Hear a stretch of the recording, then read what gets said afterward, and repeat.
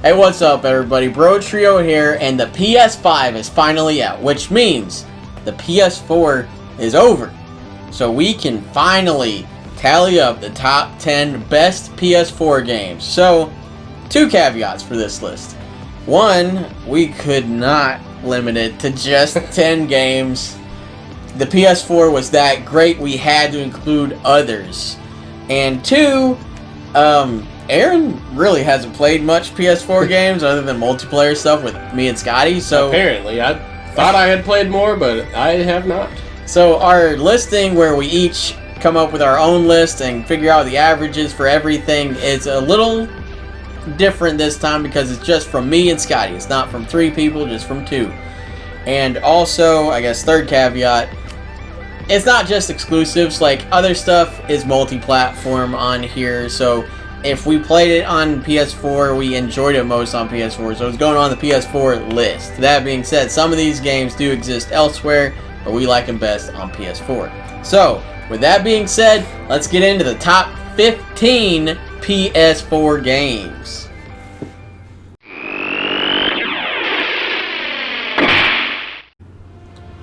As far as RPGs go, you've got a lot to choose from on the PS4. One of our favorites, and one of the first big RPGs to come to the PS4, was Dragon Age Inquisition. I thought Dragon Age Inquisition was absolutely fantastic.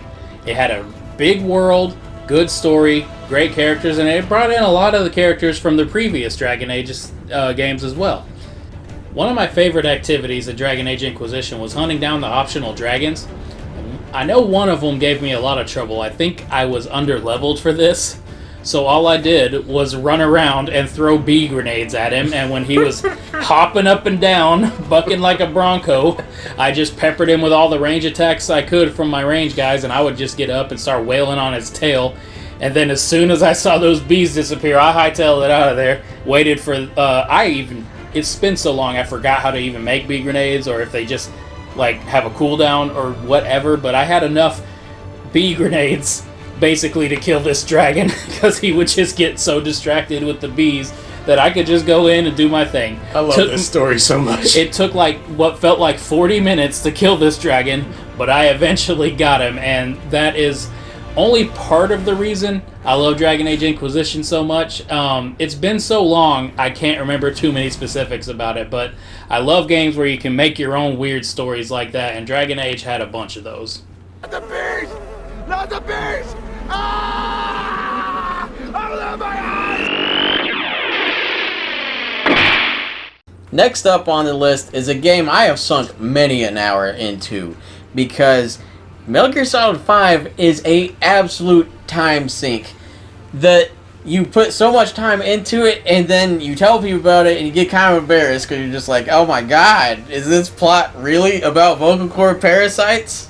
And it is. But the gameplay is smoother than butter. It is so good to just go up, CQC someone, launch your freaking rocket fist at them, and then just snipe them. And make your horse poop and the cars spin out that run over the horse poop. Yeah. You can make your horse poop. You can make DD go kill anyone or put them to sleep somehow. I don't know how a dog put someone in a sleeper hold. You could make quiet snipe everyone, or my favorite option, you can get a walker gear and walk around in this dumb looking robot. And Metal Gear Solid 5 was one of the first like open-ish world Metal Gears. It brought so much freedom to the game, so much fluid gameplay, and just gave everybody an excuse to Fulton everything out of existence. Especially with the wormhole Fulton, because Hideo Kojima went off his ass when he was making this game. There's whales on fire, wormholes, Anubis shit that you can capture. It was out of this world, and it was absolutely amazing.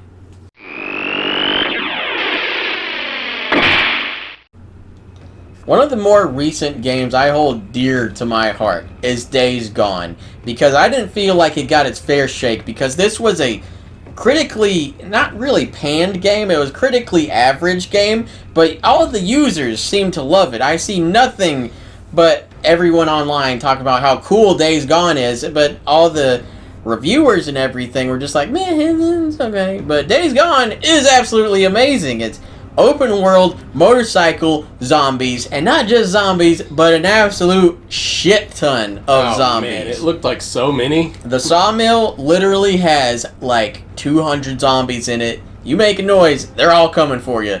And there's not only a shitload of zombies, there's also different types of zombies. There's the big old beefy boys that take a lot to take down. There's the screamers that when you get close, they let out this god-awful scream and summon all the zombies towards you. And the weird, like, werewolfy ones that are super fast.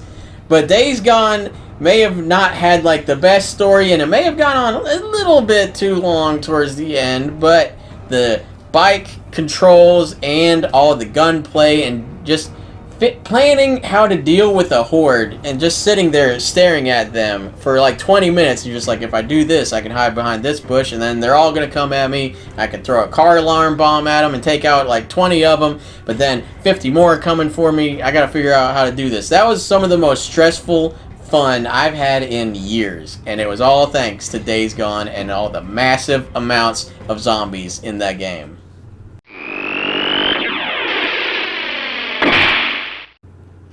One of the best times I had on the PS4 is also one of the few games on this list that I played. Monster Hunter World was just fantastic. Oh, it was because great. They give you can just have a big sword, go fight big monsters. It's what the name says.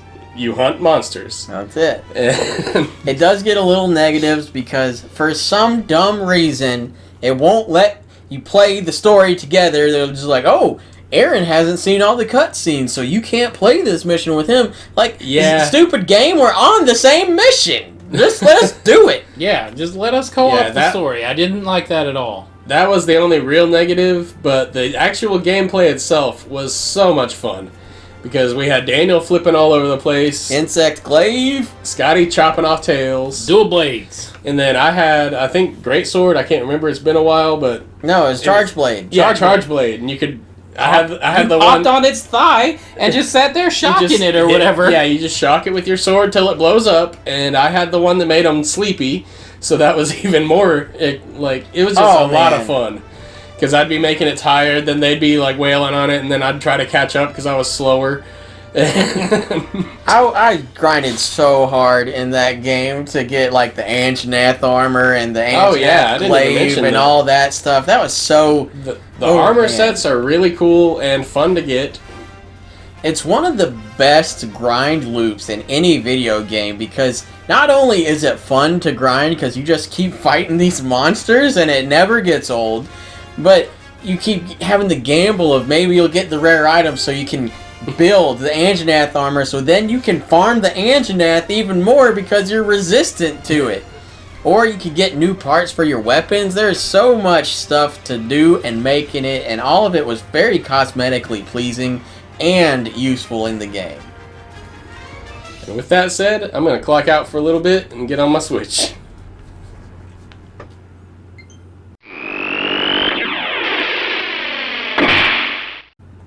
This is the game where averaging scores with just two people gets a little tricky because I hasn't played it. I'm sorry. I haven't played it yet. He gave it points, but not many, so it's entirely too low. But being in the top 15 is good in and of itself. Uncharted 4 deserves way higher than this. I realize that, but it didn't make it this time. It's like my second favorite Uncharted. Like, it's close to Uncharted 2 for me.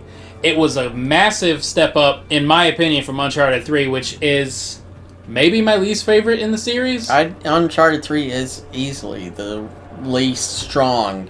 I don't want to say bad, but it's the back. It's still great. And not having much of a supernatural element might have ruined it a little bit, but 4 didn't really either. So I guess that doesn't matter too much. I just didn't like the pacing of 3, but Uncharted 4 had the most ridiculous set pieces since the train wreck in Uncharted 2. It was like Drake getting dragged in the mud and brand new, shiny, pretty PS4 graphics. Everything about Uncharted 4 was really, really good. The story was fantastic. It was a great closing for Drake's story. And overall, I'm glad Drake got a happy ending, but I'm going to miss the hell out of that man.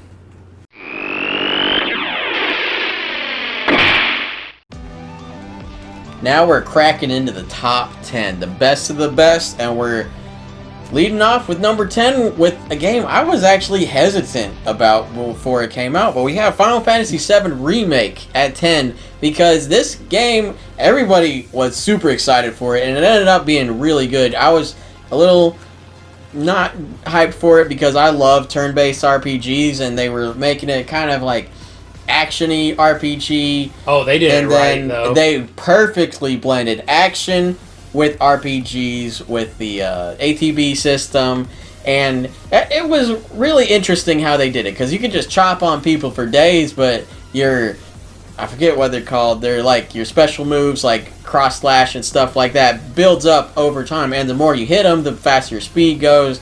And it was really interesting how they did that and made all the stats work. Because Tifa... Cast haste on Tifa, you've got a wrecking ball. She's right fast there. as hell, and she can keep doing everything. You can keep stomping, doing chakra until like your knee gives out, and then you can just blast away on someone. It was amazing.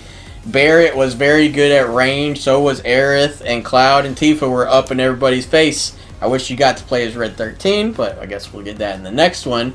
But for all the new stuff it added, Final Fantasy VII also had some negatives. Like, I didn't care about helping the cats of the slums and all that like 13 times, or the angel of the slums. Don't care about that. The new stuff they added, I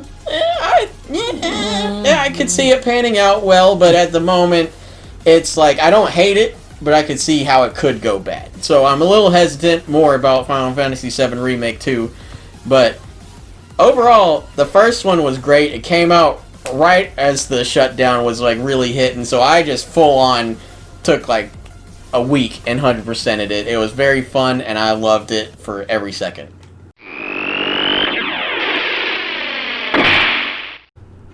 Well, I've talked about it before in a powwow, but I absolutely love Ghost of Tsushima. That game was incredible in every way. We'll see what Cyberpunk comes out and does for me, but right now, Ghost of Tsushima is Game of the Year for me. The combat system was phenomenal. One of the best sword combat systems I have ever seen. You don't just like mash square and swing your sword a lot. No, it's timing. It's everything. I compared the boss fights to Punch-Out in the powwow we did about it, because it's just timing, patterns. You've got to do everything. And that's not even including the ghost stuff where you can like throw shurikens and bombs at people and throw smoke bombs, disappear for a while, slit a few throats and disappear into the grass, and they're left wondering where the hell you are. Poison people, scare them away, stealth. There are so many options in how to approach combat and everything in this game. As long as it's not a story mission. Some of the story missions make you do certain things like action or stealth, but exploring the world and approaching any situation as you see fit, gathering materials, they made everything fun. They made collectathon like stuff in an open world game super fun. Everything from the story to the gameplay I thought was masterfully done, and I cannot wait to see what they do in the next one.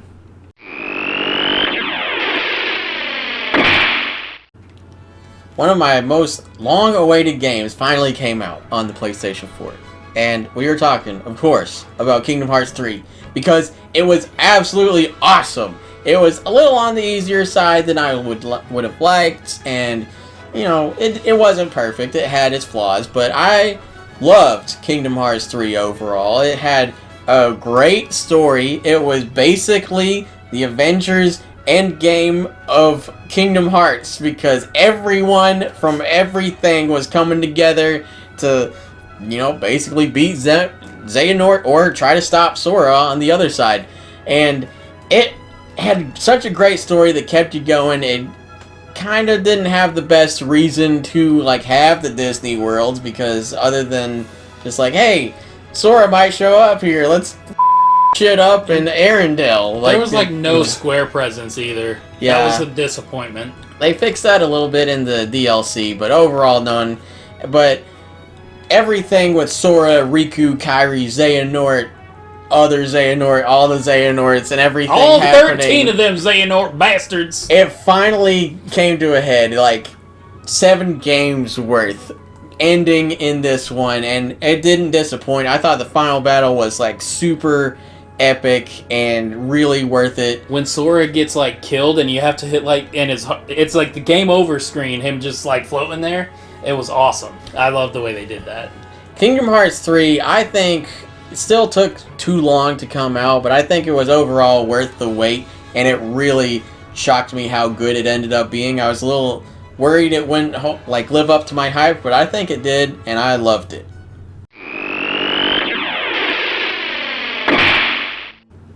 One of my all-time favorite games is The Last of Us. So, of course, whenever The Last of Us 2 was announced, I was super hyped, through the roof. I was ready for it to come out. It took forever to do it, but it finally did on the PS4. Last of Us came out at the end of the PS3. Last of Us 2 came out at the end of the PS4, so it only makes sense. And Last of Us 2, I thought was very well done. It got a lot of hate that I didn't think was that well deserved. I mean, it's not.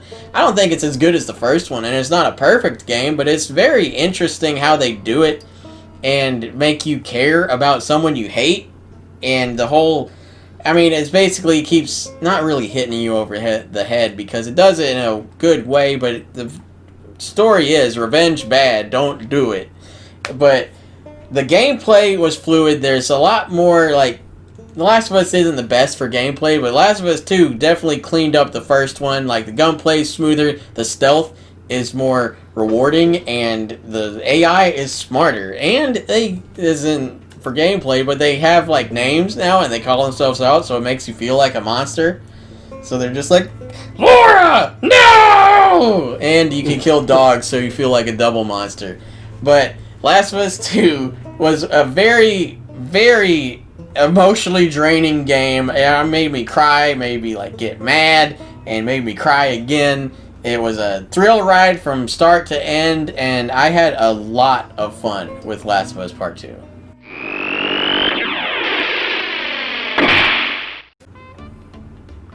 Aaron, it's your turn to talk. Oh, okay. Hands down, my favorite game on the PS4 was definitely Borderlands 3. I just had so much fun playing that game. Like, all the guns are crazy, the plot is crazy, just everything keeps ramping up, and it's just a blast all the way through.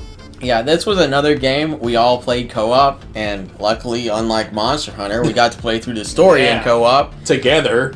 Yeah. And, yeah, Borderlands 3 is just more Borderlands. Like, and that's never a bad thing. It's not.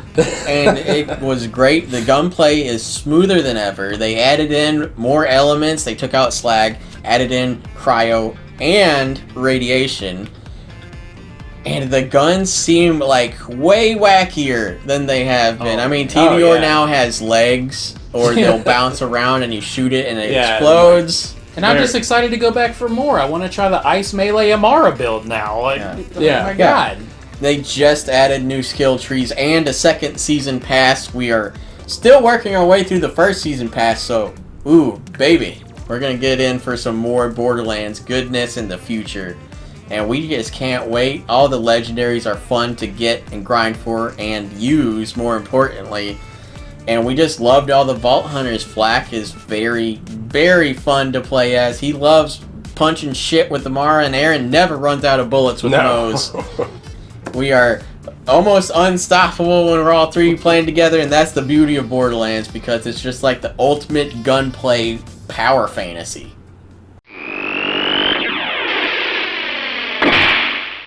Well, with that said, back to Dead Cells. Still? So, yep. Moving on. One of my favorite... Actually, no, not even one. My most favorite game on the PS4 is Horizon Zero Dawn. It is at number 5 because Scotty did not play it. But Horizon Zero Dawn was one of the freshest, most surprisingly good games I have played in years. It's a brand new IP.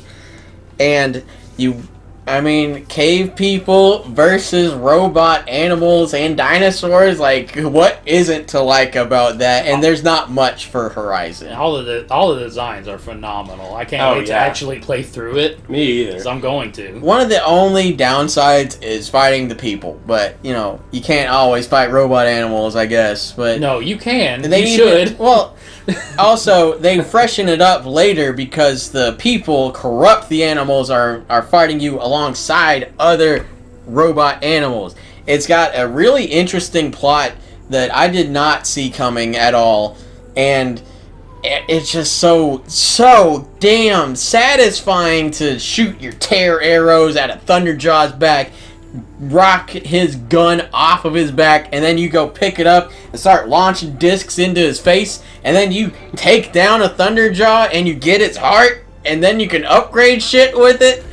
Oh, Horizon Zero Dawn is one of the most satisfying games to play. You get to stalk your prey and like look at their patterns of how they're gonna walk, and then you can either sneak up on them, override them, get them to fight for you, or just strategically and brutally take them down and then claim all their like innards for yourself, and it is glorious. I cannot wait for Forbidden West, but Horizon Zero Dawn, I equally can't wait to go back and replay this for Forbidden West. It was that good.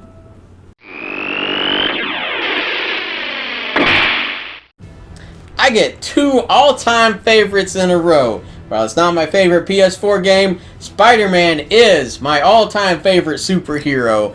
And Spider-Man for the PS4 is by far the best superhero game ever. Yeah. To me, the only one that's close is Arkham Asylum. That's my favorite. That was my previous favorite. But Spider-Man just overshadowed it at this point. It's so good. It starts out pretty fresh because Mr. Negative doesn't get enough spotlights in the comics or the movies or anything. So having him be basically the main bad guy for the first half of the game was a very interesting take. Spider-Man, you're just webbing around, you get to beat up a bunch of goons, you can like just do Spider-Man shit and like web them all over the place. You get the suit abilities, you get different suits. So many suits, and they're all a reference to something. It's awesome. Yeah. The only downsides were the forced stealth sections where you had to play as Mary Jane or Miles Morales, but at least Miles had like his phone that he could hack shit with, and Mary Jane just has a camera. But I didn't like the spider bot at all, but other than that, yeah, that one's okay. But yeah, other than that, you're just waiting to get back to more Spider-Man. Now you don't even have to play as Miles sneaking around because now Miles is a Spider-Man on PS5, and I can't wait to get into that one and play it.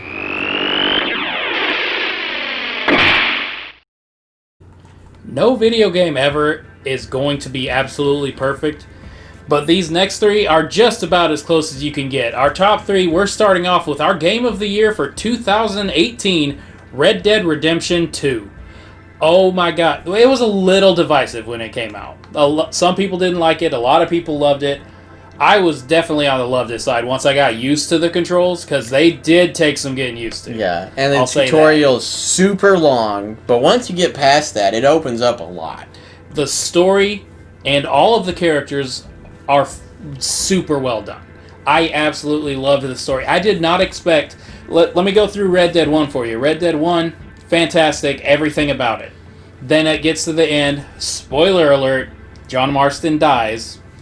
I play as Jack Marston, and I'm upset because I just want to play as John again. I never expected to be upset about playing as John Marston, but I was in Red Dead Redemption 2. I was like, I don't want to be John. Bring Arthur back. I want Arthur. The gunplay, the horse tricks especially. Once you bond fully with a horse, you can do all this cool stuff. I did love that. It made it feel like... You lose a horse. Oh my god. Like, I became a psychopath when I lost my first horse. I loved that horse. I straight up killed a man with a tomahawk and kept chopping on him until I was satisfied, then lit him on fire. I was so pissed off.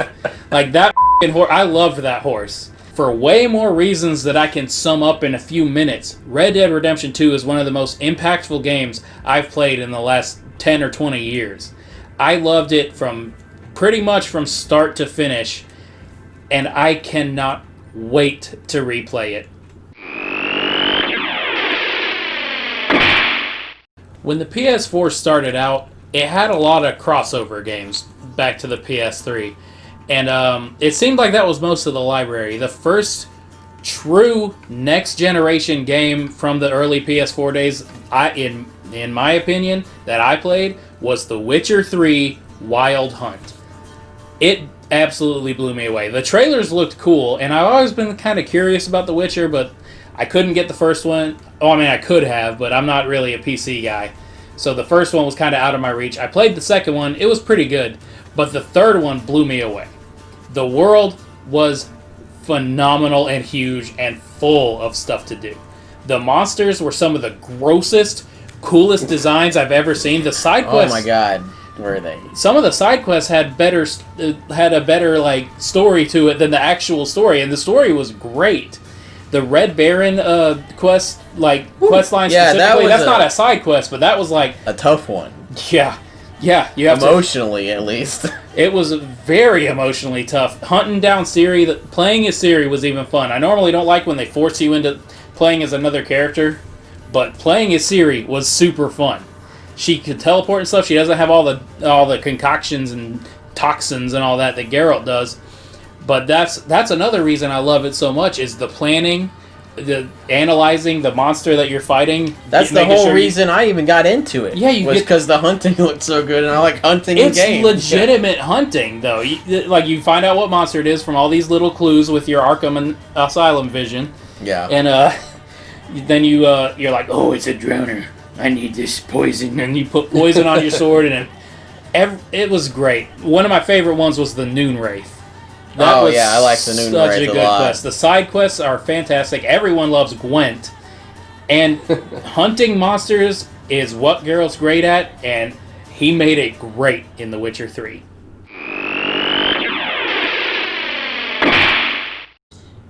If you haven't guessed what our number one is, let me sum it up for you in one word. Boy. God of War was an absolute thorough surprise to everyone. I'm a huge God of War fan, and I was excited, but not like, oh, pee in my pants excited. But Jesus, when it came out, it absolutely blew me away with how good it is. And I was not a God of War fan. I liked the story of God of War, but I didn't really like playing them. But God of War for PlayStation 4 just took it to a whole other level. It got me super invested in it because of the father-son relationship, and then I got into it, and I was like, oh my god, I can't stop doing this, and I was even an idiot, and decided to play on Give Me God of War for the first time through, and I couldn't change it. Never playing a God of War game in your life, and you want to play Give Me God of War first time through, because you thought it'd be a trophy. I should have looked at the trophies and realized it wasn't one, but yeah, it's not, so I just did it, but... Made your life hell for nothing. After you get past that first heavy draugr, it's not that bad, but yeah, it's that bad. But God of War, the story in it, and the characterizations, and the pacing... Everything about it was just glorious. They made Kratos likable. And he's not only likable, but he's like sympathetic and endearing, and you're just like, oh, the man that Kratos. sacrificed an innocent woman just to open a door. Multiple people just to open doors. Pretty much, that's God of War. You murder things and open doors. Yeah, and then he's there, and you just want him to tell his son that he loves him, but he's hesitant for some reason, and then his son gets sick. He doesn't want his son's ashes on him. Yeah, and oh man, it was great. You end up causing a ruckus with what was his name? Baldur. Yeah, Baldur caused that ruckus. Kratos just wanted to like eat deer and stuff. Yeah, Kratos was just sitting there, and Baldur was like, "Hey, let's fight." And then Kratos was like, "No," and then he punched him, and then Kratos was like, "Kratos taking more than one punch and not killing the guy immediately. That's character growth there, okay? Because normally you just look at Kratos wrong, or even don't. You're probably dead. Just be in the vicinity, or have a key around your neck, and he'll throw you in the Hydra's gullet that you're hanging on to." He was a bastard, and they made him awesome in this one. Also, you get a hefty amount of comedy with the dwarf twins and Mimir, because Mimir basically becomes like this.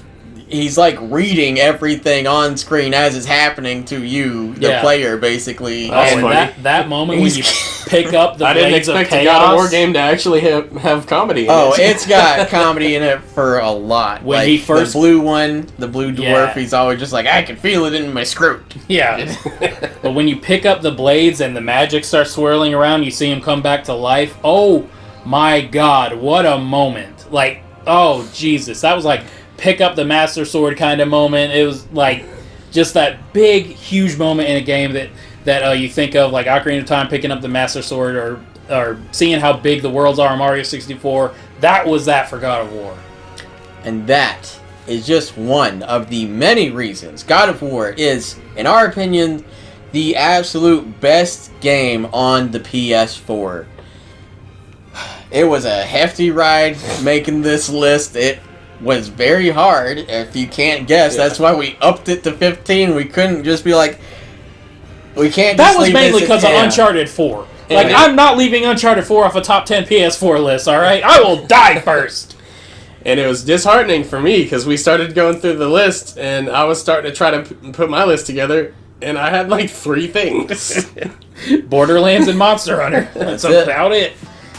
Whew, man, but PS4, it was a great, glorious system. Had some of the best games, really put PlayStation back on the map. And not only as a console, but as like an exclusive machine too, because the exclusives really stepped it up this generation. And we just hope the PS5 is somewhat as good as the PS4 was.